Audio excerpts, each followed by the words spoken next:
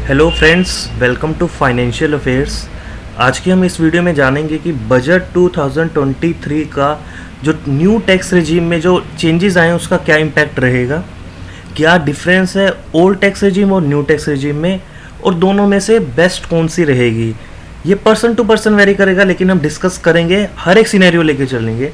हम Excel sheet में practical examples के साथ डिस्कस करेंगे और हमें कितना फ़ायदा होगा, कितना टैक्स बचेगा। हमें मेन तो यही है ना कि हम कितना टैक्स बचा पाएंगे, वो सब डिस्कस करेंगे।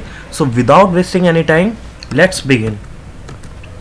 हम आ गए हैं अपनी एक्सेल शीट पर, और यहाँ पर सबसे पहले अगर आपने हमारे चैनल फाइनेंशियल अफेयर्स को अभी तक सब्सक्राइब नहीं किया है तो बेल आइकन प्रेस कर दीजिए और सब्सक्राइब कर दीजिए। हम इसी तरह के फाइनेंस से जुड़े videos time to time discuss करते रहते हैं।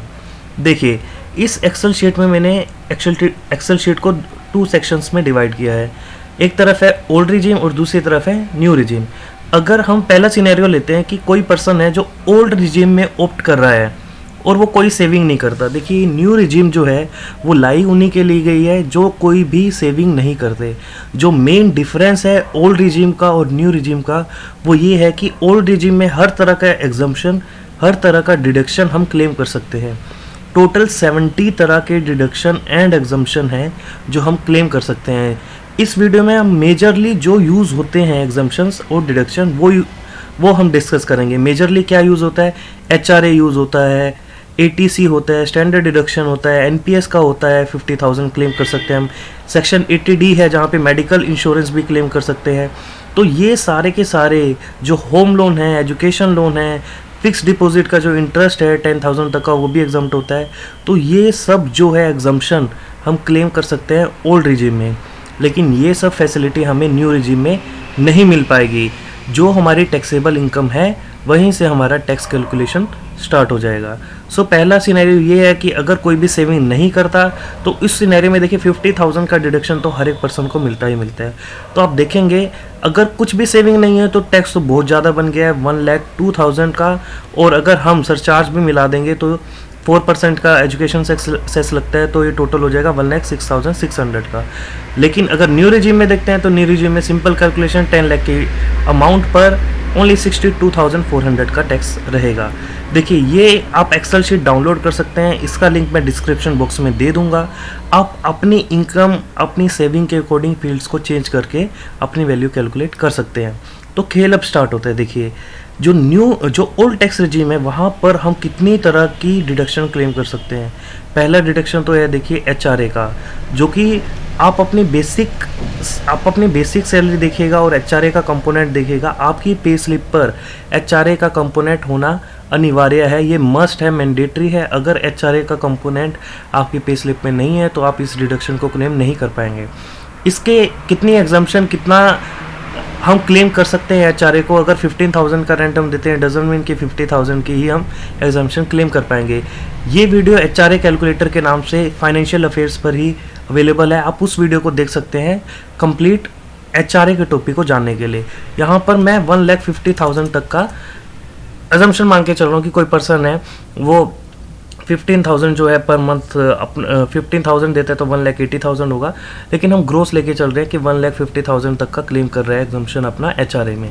प्रोफेशनल टैक्स किसी किसी का होता है, जिसका है वो यहाँ पर फील्ड लिख सकते हैं। स्टैंडर्ड डिडक्शन 50,000 है, और एटीसी में 1,50,000 का डिडक्शन तो है।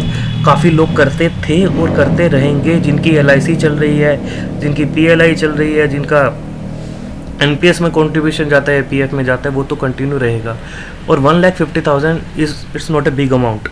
तो ये सब सेविंग लोग करते थे। अगर वो ऑप्ट करना चाहते हैं ओल्ड को, हम एज्यूम करते हैं कि पर्सन 1,50,000 एटीसी में भी बचा रहा है और 50,000 जो है वो एनपीएस में भी दे रहा है।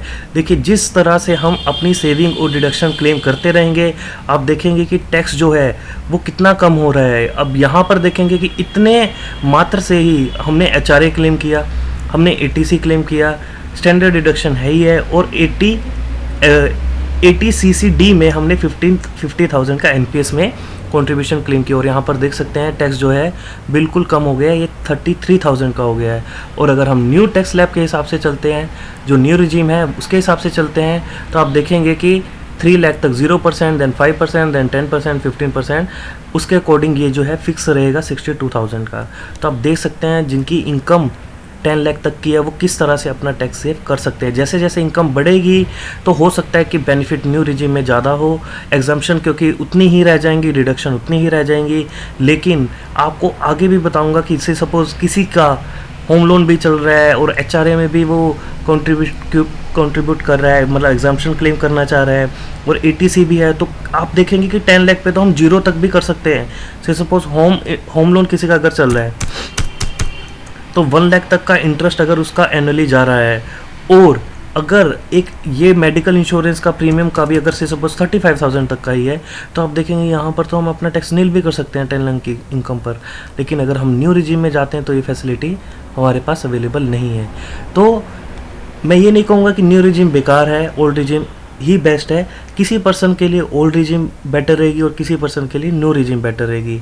लेकिन अगर आपकी सैलरी 10 लाख, 12 लाख, 13 लाख है और आप HRA में, ATC में ये सब कंट्रीब्यूट कर सकते हैं, तो आप देखेंगे आपके लिए तो ओल्ड रिजीम ही बेटर रहने वाली है। आप कैलकुलेट कर लीजिएगा, ऑप्ट करने से पहले इस एक्सेल शीट को आप डाउनलोड करके चेक कर सकते हैं।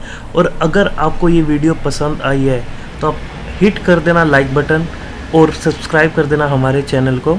और एंड में आपको एक छोटी सी चीज़ बताना चाहूँगा कि जो गवर्नमेंट की जो मेन मोटिव है न्यू रिजीम लाने का वो क्यों है, मतलब क्या गवर्नमेंट ने क्या सोच के एक सब किया कि ये सब कर देते। देखिए, गवर्नमेंट जो चाहती है वो ज़्यादा से ज़्यादा चाहते कि उनके ऊपर बर्डन कम रहे। आपने ये भी देखा होगा बजट सेशन में ये भी अनाउंसमेंट हुई है कि जो क्लियरेंस पीरियड रहता है किसी भी ITR, जो हम प्रोसेसिंग पीरियड रहता है, वो पहले अप टू 3 मंथ्स का था, उसे कम करके 16 डेज़ का कर दिया गया है।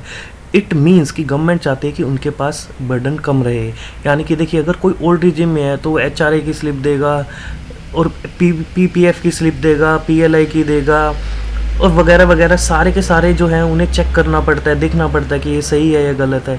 तो गवर्नमेंट चाहती है कि जो प्रोसेसिंग है वो स्मूथली हो। अगर ये फिक्स रेट रहेंगे तो गवर्नमेंट का बर्डन कम रहेगा, तो इन शॉर्ट जो है वो कंप्लायंस जो है वो उनके ऊपर से कम रहेगा।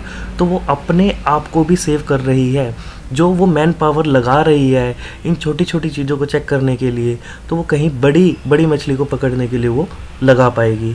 तो ये मेन मोटिव है, इसलिए वो गवर्नमेंट जो है इनकरेज कर रही है कि न्यू रिजीम में आया जाए। और आप देखेंगे कि इससे जो नेगेटिव इम्पैक्ट जो पड़ा है वो देखिए कि हेल्थ इंश्योरेंस कोई लेगा नहीं, क्योंकि उसे पता है कि यार कुछ बेनिफिट तो होने वाला भी नहीं है, टैक्स में भी नहीं है, सेविंग बहुत कम लोग करेंगे। वो कहेंगे म्यूचुअल फंड में जाने दो, PPF NPF इनमें कम होगा, ये इसके डिसएडवांटेज भी है। तो ये सब चीज़ें हैं ओल्ड वर्सेस न्यू में जो हुआ है वो हमने छोटा सा डिस्कस किया। अगर आपको ये वीडियो अच्छा लगे तो आप लाइक बटन प्रेस कीजिएगा और सब्सक्राइब कीजिएगा हमारे चैनल को। Thanks for watching this video, bye bye for now.